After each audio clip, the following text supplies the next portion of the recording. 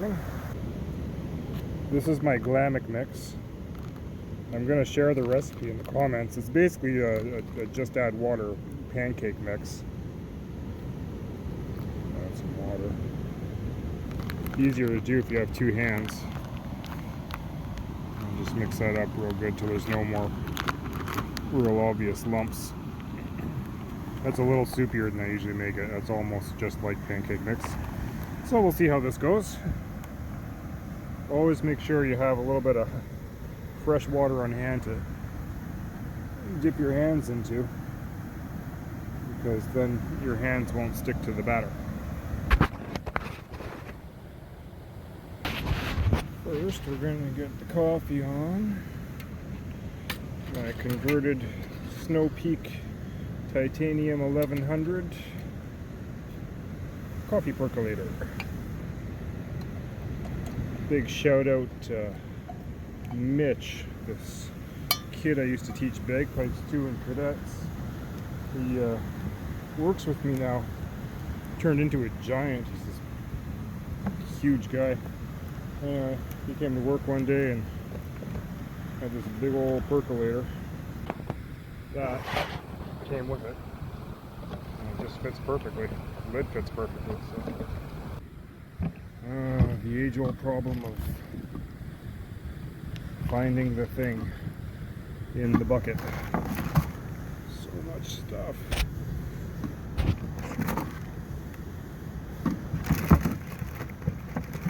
Uh-oh.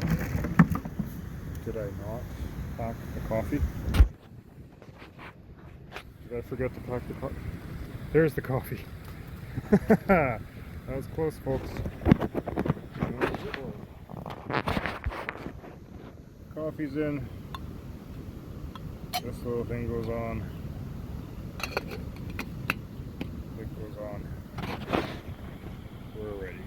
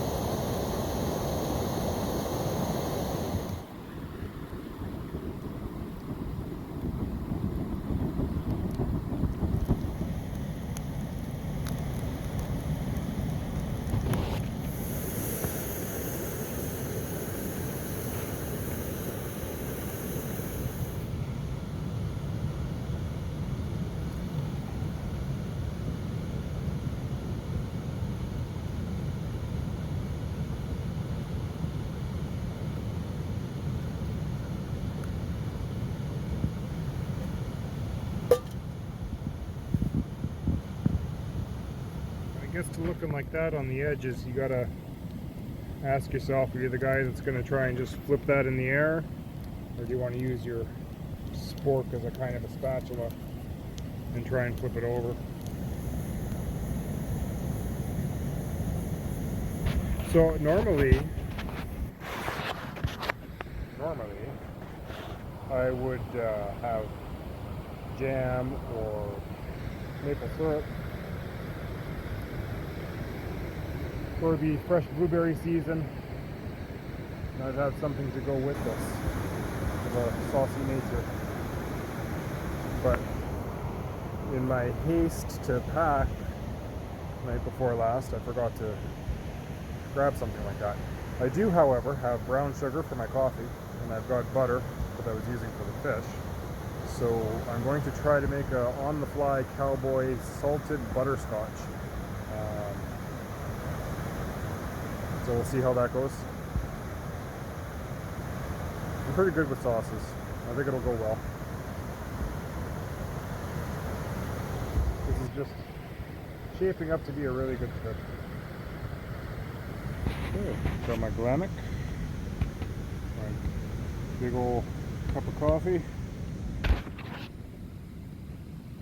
Let's do this thing, see what happens.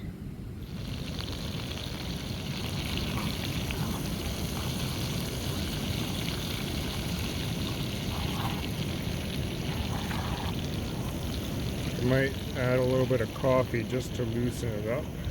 be like coffee toffee. That is smelling done. Do I pour this on top of that? Or I just put that back in the pan and let it soak it all up? Probably that one, eh? Probably that one. Oh.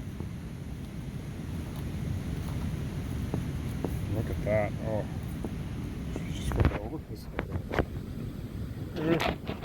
It broke apart while I was trying to flip it over, but look at that. You guys looking? Oh man. This is gonna burn my mouth for sure.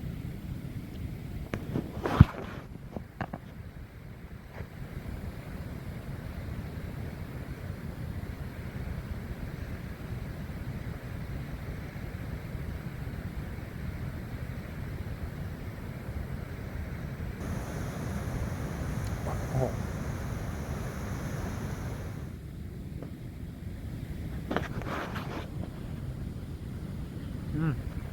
Oh my god. Okay. I'm gonna eat, drink my coffee, pack up camp, do some fishing on my way back down to the canoe. I'll see you on the trail. By the end, maybe that was a bit too much. It was definitely candy for breakfast. I'm grateful for the very black, not very sweetened coffee.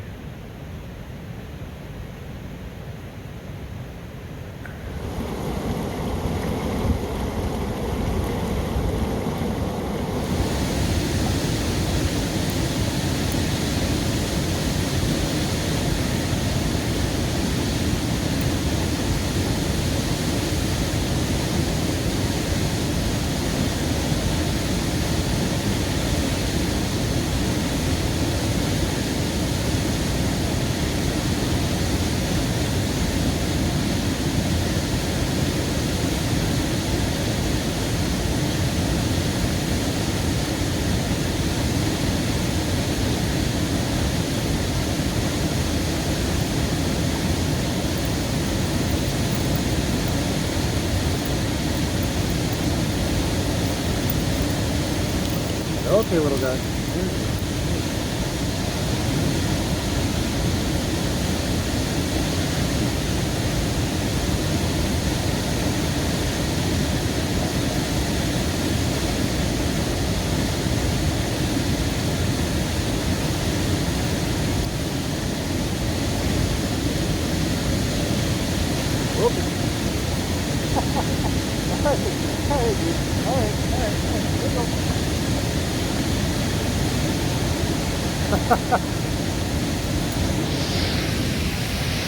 That's fishing. There's this awesome, weird, cylindrical, like carved right into the rock hole, which I presume is from when the water was a lot higher than it currently is. And there'd be a couple of stones, boulders, that would swirl around in the current and carve that out. It's a little clearing off the portage trail.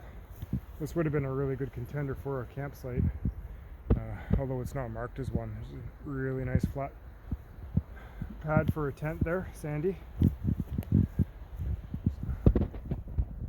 Pile of rocks there. Guaranteed this was at some point used as a campsite, either centuries ago or more recently, who knows. But there's a nice deep pool here. We're at the bottom of some rapids. I'm going to try a couple of casts here and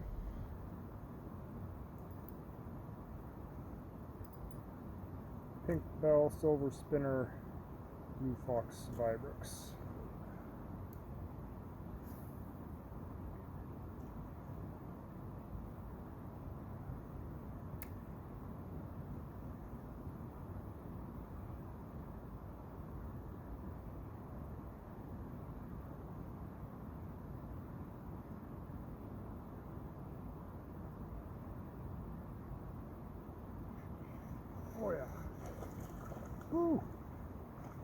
He's a jumper. It's a little guy.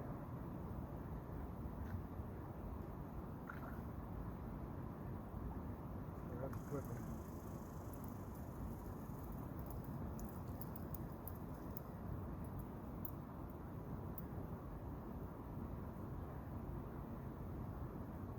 Look at that.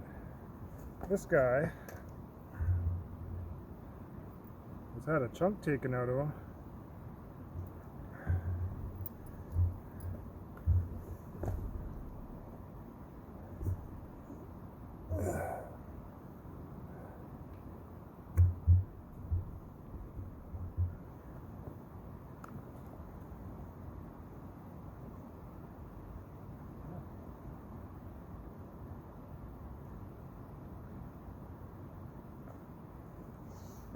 Hope that heals up.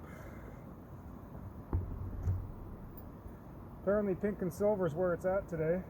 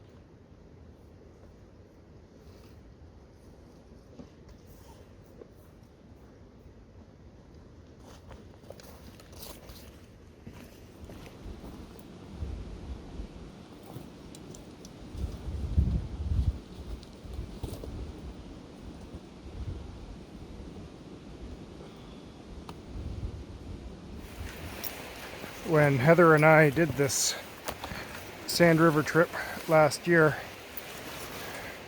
coming in from the Michigamunxing to Wildcat Lake access point halfway down the river, this was by far my least favorite portage. All the rocks are just covered with moss, and the slight misting that comes off of the falls and rapids makes them all very slick. It's just, it doesn't matter what kind of footwear you have, it's sketchy times. So it's kind of nice doing it this way and not having to carry the canoe on it, but I always get a little nervous on this kind of a trip where I'm leaving the canoe parked a kilometer away, that, you know, what if the tree I have it tied to gives out, smashes it, or what if a beaver eats it? What if the, I mean, totally unlikely, but what if the rope gave way and the canoe went down the river? I'd be in quite a pickle. So there's always a little apprehension the next day coming back down the trail, and always a lot of gratitude and a big sigh of relief when I find my serenity again. And there she is, as I left her, full of character.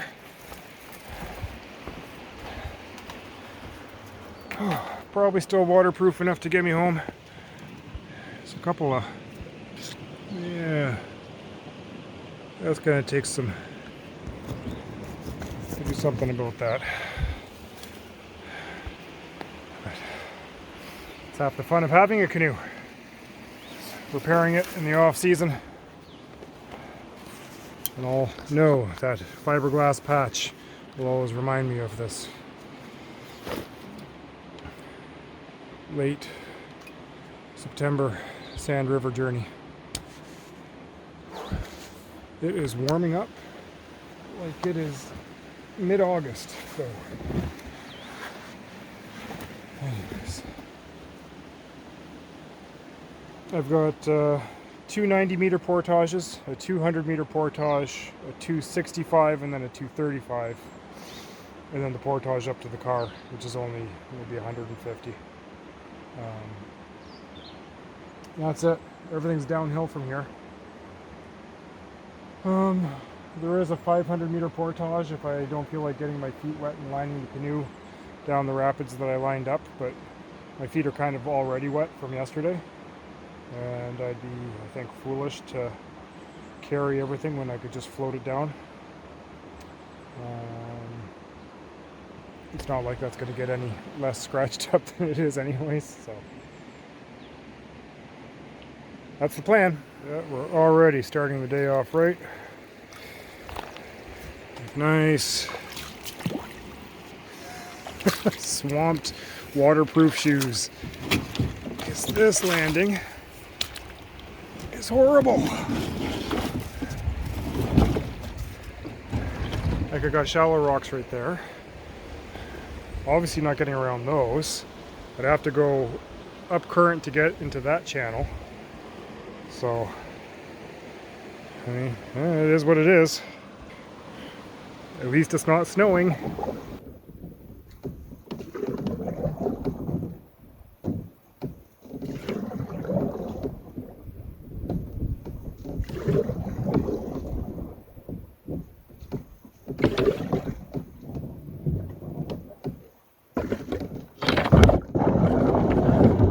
And she's grounded. Oh, I should have went that way.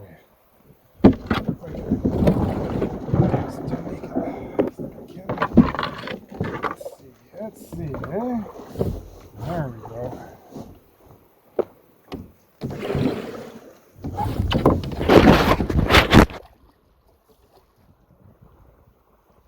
Okay, heading into this one-handed, which I probably shouldn't be doing.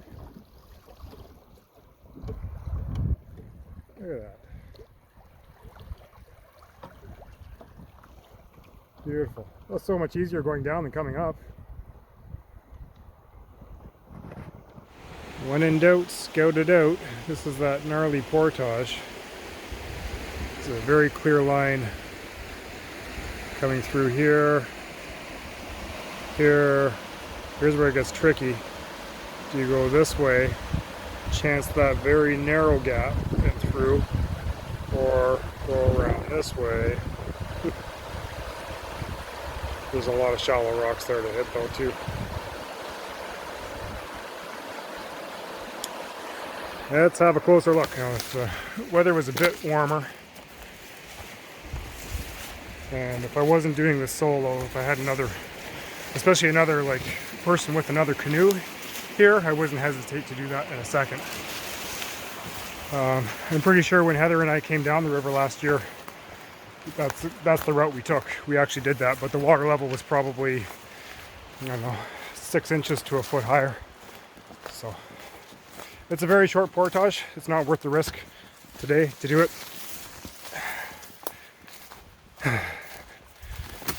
It is an ugly, ugly, ugly, steep uphill to get that canoe though.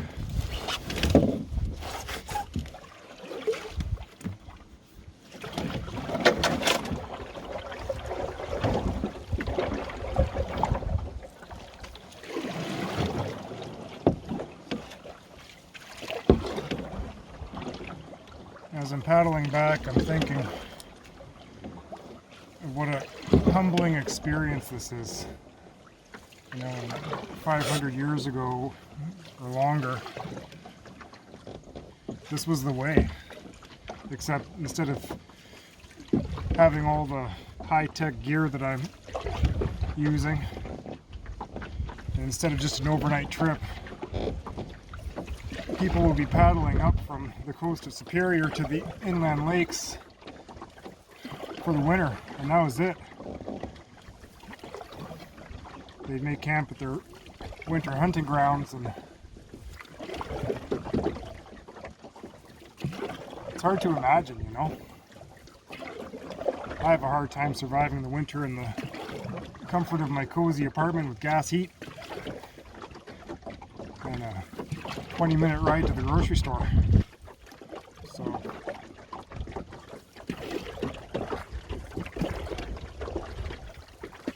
I don't know if it makes you think, but it really makes me think.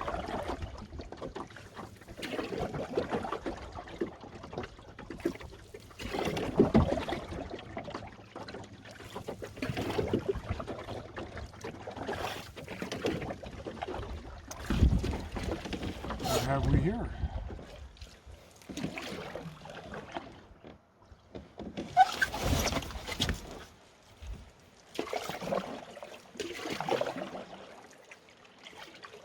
Oh, we have a portage.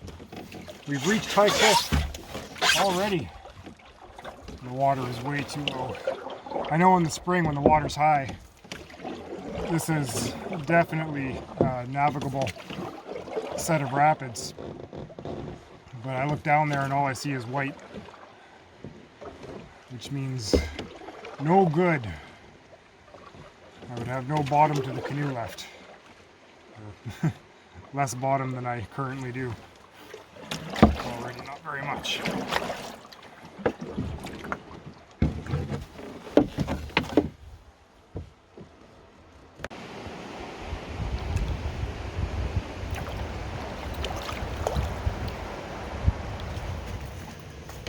So it turns out that I did pick up that moldy, rusty old tent that someone had abandoned. Tricky. At the high cliff campsite.